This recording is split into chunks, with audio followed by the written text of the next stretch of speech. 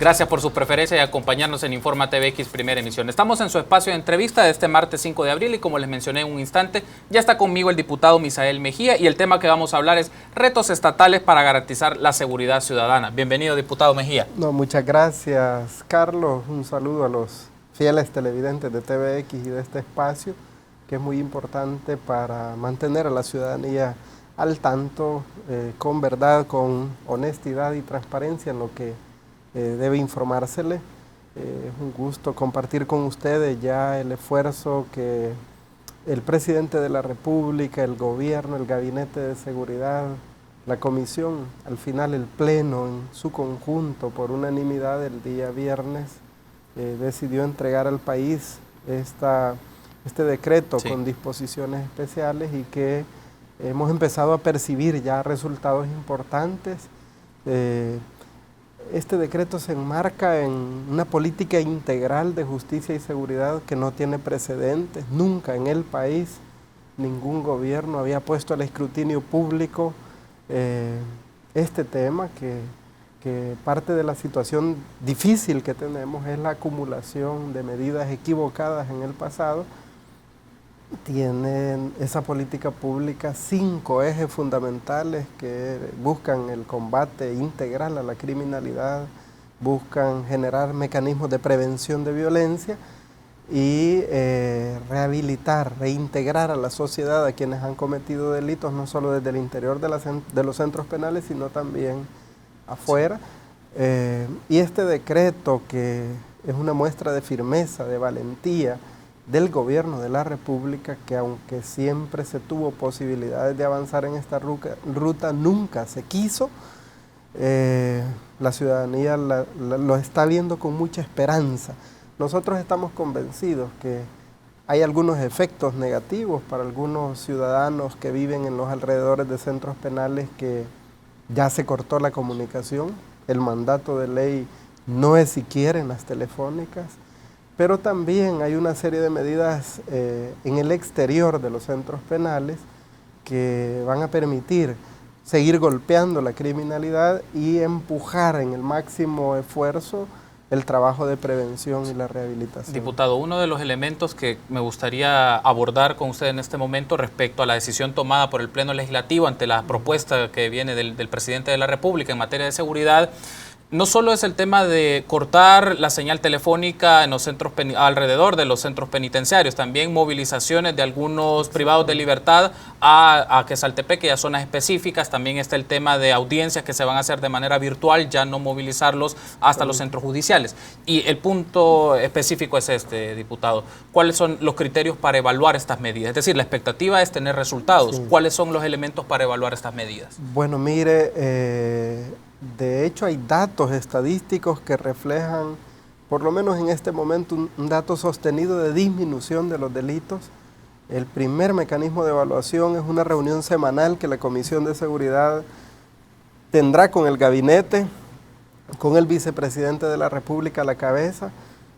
El día viernes estamos convocados algunos miembros de la comisión para conocer en detalle qué ha sucedido en esta semana de vigencia de la ley. Digo de vigencia porque el viernes se aprobó, el viernes se sancionó y el viernes se publicó y entró en vigencia. Todos conocemos de que ya algunas empresas, lamentablemente bajo la presión de la ley, cortaron comunicaciones y la Policía Nacional Civil ha quitado las antenas en otros lugares, pero también la medición busca, hay varios mecanismos. Uno de ellos es un monitoreo diario de los 7 centros penales donde la ley se está aplicando, y otro mecanismo es que nuestra Policía Nacional Civil lleve un registro diario de los homicidios, de las extorsiones y de la totalidad de delitos del país, conocer esa información, pero conocer también algunos datos de inteligencia, de investigación policial que arrojen cuál es la tendencia en relación a la reacción de la criminalidad. Es fundamental, más allá de si eso requiere o no modificaciones o aprobación legislativa. El presidente de la República ha dado la orden para que la comisión conozca a plenitud la información y lo que requiera aprobación legislativa va a pasar a ese nivel. Pero como usted bien decía, el decreto, más bien dicho, las medidas extraordinarias arrancaron el martes al regresar de la vacación de Semana Santa con el traslado de 299 cabecillas de pandillas que están revueltos en un solo espacio construido con condiciones adecuadas, con aislamiento total, con cero acceso a electricidad, a tomacorrientes y eso. Y esa medida, la manera sorpresiva como el gobierno ejecutó, ha contribuido de alguna manera a distorsionar la acción de la criminalidad que tiene la conducción estratégica desde los centros penales y que es eso lo que hemos cortado en esta primera fase. Hay también un aspecto a poner en discusión, diputado Mejía. El rol de la Dirección de Centros Penales. Dentro de los mecanismos de evaluación se van a considerar estos temas de las actividades que va a desarrollar dicha dirección. ¿Por qué hago la pregunta? Porque se han hecho requisas, se encuentran celulares, se encuentran chips. ¿Está valorando la comisión? ¿Por qué también lo consulto? Ayer estuvo con nosotros el diputado Rodrigo Ávila y le hacía esa misma interrogante. ¿Cuál es el posicionamiento del FMLN en este caso, diputado Misael Mejía, en el tema de, muy bien, van a tomarse decisiones para depurar la Dirección de Centros Penales? ¿Qué otras medidas se pueden considerar desde el seno de la comisión o medidas que puede tomar la Asamblea Legislativa? Sí. Bueno, mire, el gobierno de manera permanente ha estado haciendo requisas, evaluaciones del personal penitenciario. Yo quiero comentarle y que los amigos televidentes conozcan que solo el 2015 hubo procesos de depuración de una cantidad grande de servidores penitenciarios, no solo custodios, sino otro tipo de personal que fue destituido, que fueron iniciados procesos de investigación, que la Fiscalía tiene algunos expedientes, pero a muchos de ellos se les despidió, se les destituyó con pruebas concretas, videos, fotografías, información, testigos, etcétera. El resultado fue que el año pasado muchos de estos servidores penitenciarios destituidos se ampararon ante la sala y no solo la sala ordenó su restitución, sino que al gobierno de los impuestos de los ciudadanos le tocó retribuir más de $70,000 de salarios caídos a este tipo de funcionarios. Es decir, ahí hay un valladar de un órgano de Estado fundamental que no ha estado contribuyendo. Sin embargo, el decreto especial transitorio de orden público obliga a que la Dirección General de Centros Penales haga evaluaciones constantes, pero además le faculta para hacer destitución inmediata sin goce de sueldo. ¿Cuál es la diferencia de aplicar este decreto con la ley penitenciaria en este momento? Que por tener el carácter de orden público está sobre la legislación ordinaria. Eso puede permitir que de manera inmediata se proceda a mecanismos de depurar, de garantizar mayor sanidad. Este es un problema acumulado en el país por coerción, por chantaje, por ofrecimientos de dinero. No es un problema únicamente de los custodios, de los directores de centros penales. Hay pastores, han habido religiosos de todo tipo, han habido médicos que entran a dar atención a los centros penales, muchos abogados particulares de los privados de libertad se han visto envueltos en la introducción de ilícitos, en sacar órdenes para el cometimiento de delitos en el exterior. Entonces, el decreto lo que hace es inmovilizar por 30 días completamente a los centros penales. Es decir, se cortan las comunicaciones, cero visitas familiares, cero visitas íntimas, cero visitas incluso de los abogados defensores, de tal manera que esto permitirá sin duda generar un efecto importante, pero seguir golpeando a la criminalidad hacia afuera e ir complementando que el trabajo de prevención desplegado en el territorio permita iniciar una ruta que requiere del concurso de todas las organizaciones, de todos los sectores, de los 3 órganos del Estado. Por ahora hay 2 sumados en esta ruta, el Ejecutivo y el órgano legislativo, pero el órgano judicial tiene una responsabilidad de depurar, tiene una responsabilidad de centrar sus prioridades en lugar de estar reteniendo, por ejemplo, los recursos que el país necesita para los programas sociales y particularmente para el combate a la criminalidad. Los magistrados de la Corte deberían de priorizar en depurar ese sistema judicial que todo el mundo conoce, que hay incluso tablas, cuantillas, mecanismos para sacar a delincuentes de todo tipo de las cárceles del país. ¿Han tenido algún tipo de acercamiento a magistrados de la Corte Suprema de Justicia, diputado, con respecto al tema de depuración? Si es parte de una red también que favorece o involucra con criminales y que eso les permita ciertas prerrogativas o ciertos beneficios. ¿Se ha discutido este tema con la Corte Suprema? Mire, la conducción del presidente de la República ha llevado a que tenga ya varias reuniones con los presidentes de los principales órganos del Estado, Asamblea Legislativa, órgano judicial, Fiscalía General de la República, y entiendo que hay todo un esfuerzo de planificar en esa ruta. Obviamente las decisiones en el órgano judicial, como en la Asamblea Legislativa misma, son colegiadas, es decir, el papel del presidente del órgano judicial es fundamental, pero no está en sus manos todas las decisiones. Yo creo que por el bien del país, de la sociedad, buscando resolver el principal problema de la sociedad, es fundamental que el órgano judicial se sume a este esfuerzo, no bajo la subordinación de nadie, sino coordinando y buscando priorizar para darle respuesta a la ciudadanía. Al final aquí, si las cosas salen bien, el barco lo vamos a salvar todos y va a ayudarnos a las futuras generaciones y a las actuales, pero si el barco se hunde, no habrá futuro para nadie. Entonces hay que apartar las actitudes mezquinas que han tenido, por ejemplo, las empresas telefónicas en este momento.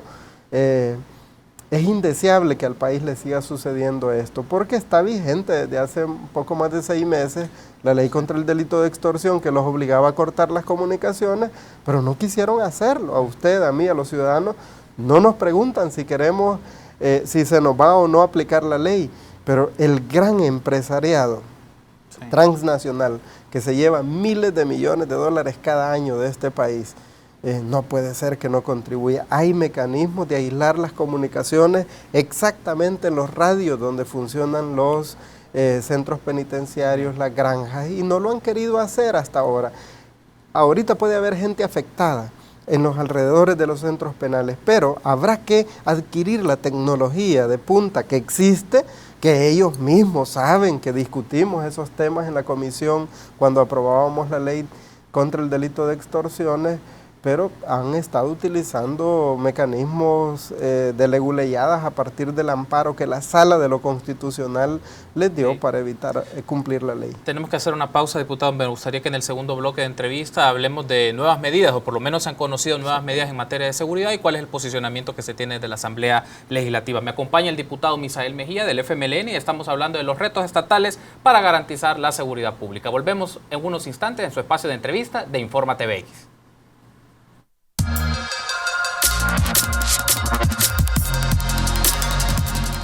Gracias por continuar con nosotros en Infórmate BX Primera Emisión. En su espacio de entrevista me acompaña el diputado Misael Mejía y el tema que estamos hablando, retos estatales para garantizar la seguridad ciudadana. Retomando entonces la entrevista, diputado, quiero hacer mención a otro aspecto. Esta semana se ha estado desarrollando el periodo de sesiones de la Comisión Interamericana de Derechos Humanos y particularmente en el caso de El Salvador se ha hecho mención o se ha solicitado equilibrio en las políticas de seguridad a implementar para evitar cualquier violación de los derechos humanos. ¿Cuáles son sus reacciones ante esta idea? Bueno, mire, los derechos de la ciudadanía honrada de nuestro país, la vorágine de violencia que lamentablemente por años y de manera acumulada hemos venido teniendo, requiere de un esfuerzo en el que, a pesar de la firmeza con la que hay que combatir la criminalidad, nosotros estamos obligados a cumplir nuestra Constitución, los tratados internacionales y particularmente de garantizar que no se exceda de la fuerza, particularmente con la ciudadanía honrada, porque los niveles de tensionamiento con los que nuestra Policía Nacional Civil, la Fuerza Armada, desarrollan un trabajo arriesgando sus vidas todos los días para defender a la población, los pone en una situación un poco complicada a veces, pero debe asegurarse los controles, las supervisiones, los mecanismos de denuncia y las sanciones si esta situación se da. Pero no cabe duda que la decisión de la criminalidad, incluso en diversos momentos, de enfrentarse a la autoridad pública genera el riesgo de que en el accionar de defensa de la ciudadanía por parte de la fuerza pública hay algún tipo de incluso asesinatos en los enfrentamientos con la criminalidad. Yo creo que el análisis del contexto, de la realidad que vive cada país, que es parte de la Comisión o de los tratados que incluye la existencia de la Comisión Interamericana de Derechos Humanos, debe hacerse a partir y a la luz de esa situación, digo, porque la defensa de los derechos humanos no puede estar separándose entre la defensa de los derechos de la ciudadanía honrada e incluso de la fuerza pública que en defensa propia puede lesionar bienes jurídicos como la vida o la integridad física de algún delincuente.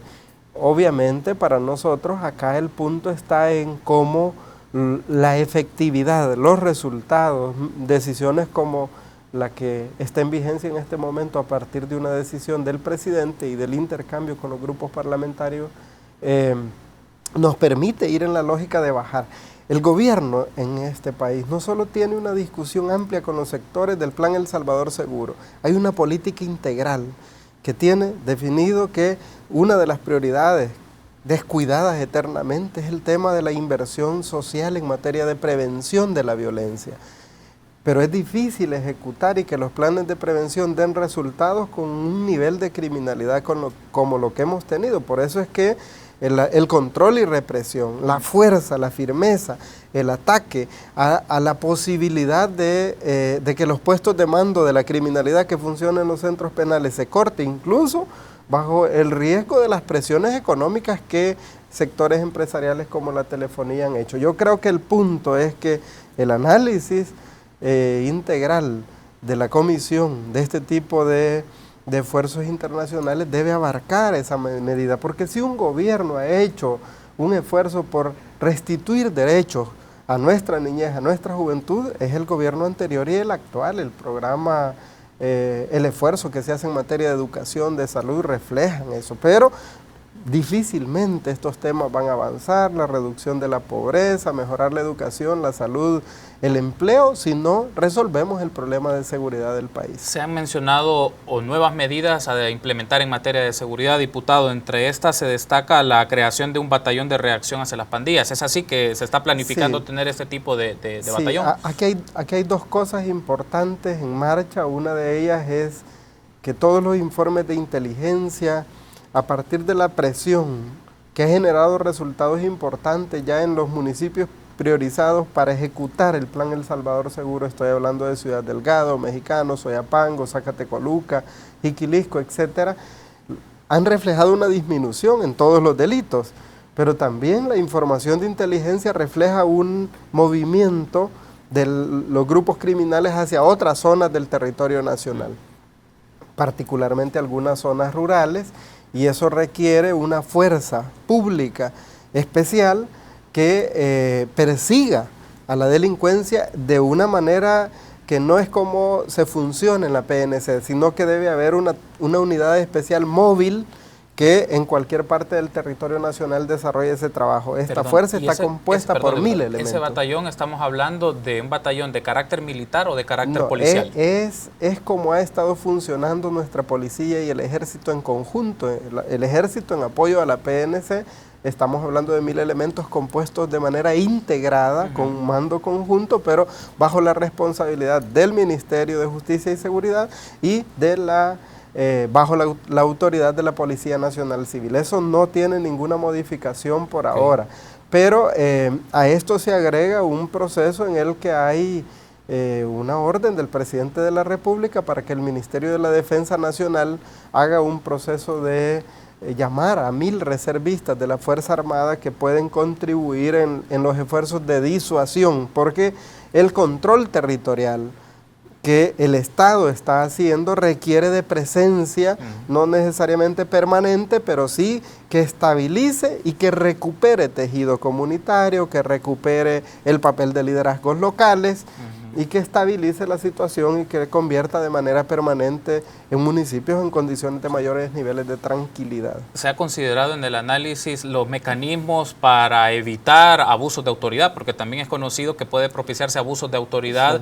de instancias policiales o de las Fuerzas Armadas. ¿Cómo la comisión o los diputados han valorado este aspecto? Sí, miren, ese punto justamente la comisión entregó en la legislatura anterior una reforma importante que se hizo de crear una nueva ley orgánica de la Inspectoría General de Seguridad Pública, se llama ahora. La Inspectoría tiene la obligación de revisar de manera permanente la actuación de nuestra Policía Nacional Civil, pero también el papel de la ciudadanía, es decir, el tejido social debe reportar información, debe contribuir a atender a nuestra niñez, a la familia, pero debe también generar las denuncias respectivas en relación a casos que linden con el abuso de autoridad. Y la Procuraduría para la Defensa de los Derechos Humanos es una instancia que ha estado abierta y que además ha estado presta a que la ciudadanía pueda percibir respuesta del Estado en relación a violaciones a derechos humanos. Nosotros creemos de que la recuperación de la credibilidad institucional pasa también porque las acciones de combate a la criminalidad sean en estricto apego al respeto a los derechos humanos de todas y de todos. Otro de las medidas que quieren implementarse es la creación de un registro de pandilleros. Me gustaría conocer cómo operaría esta medida y también, si se ha valorado, evitar que se corran ciertos riesgos de involucrar a personas que no están, que no son parte de la estructura de las pandillas o no son parte de la dinámica de las pandillas, o también dejar de lado a personas que están vinculadas con las pandillas pero tienen intereses políticos, partidarios o económicos. Sí, mire, esta es una propuesta que está en el marco de la discusión de 3 iniciativas para que el país por fin cuente con una herramienta importante, que es la ley de reinserción, rehabilitación. Ahí hay una propuesta del Gobierno de la República respaldada por el grupo parlamentario del FMLN y otras fuerzas políticas.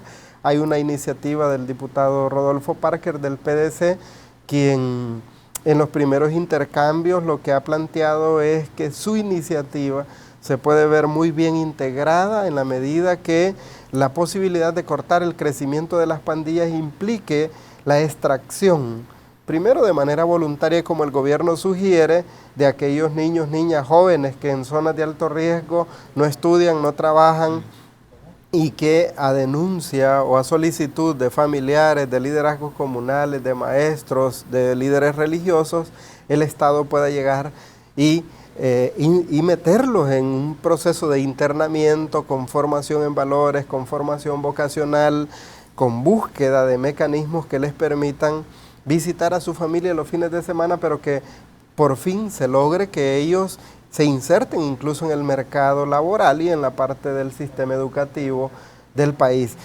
El diputado Parker y el FMLN, en los intercambios que hemos hecho, esa parte voluntaria se complementaría con la iniciativa de él de tener también herramientas que de manera obligatoria se pueda sacar a estos jóvenes de las comunidades que no tienen compromisos con pandillas. Pero esta ley buscaría también asegurar mecanismos en el que aquellos jóvenes sin mayor compromiso, sin tener delitos pendientes, sin existir órdenes de captura, pero que ya son miembros de maras o pandillas y deseen retirarse, el Estado debe abrir esas posibilidades bajo estas modalidades de internamiento.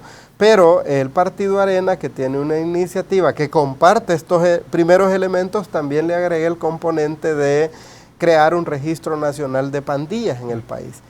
Esta parte, si al final se logra concluir en que es importante que quede, debe quedar muy bien detallada para evitar los riesgos a los que usted hacía referencia. Por un lado, a que se pueda incluir en estos registros a personas por cualquier razón, pero que no pertenezcan a pandillas, o dejar fuera algunos que a todas luces, sin ser exactamente pandilleros que se mueven en el territorio, contribuyen de manera enorme que los hace ponerse parte.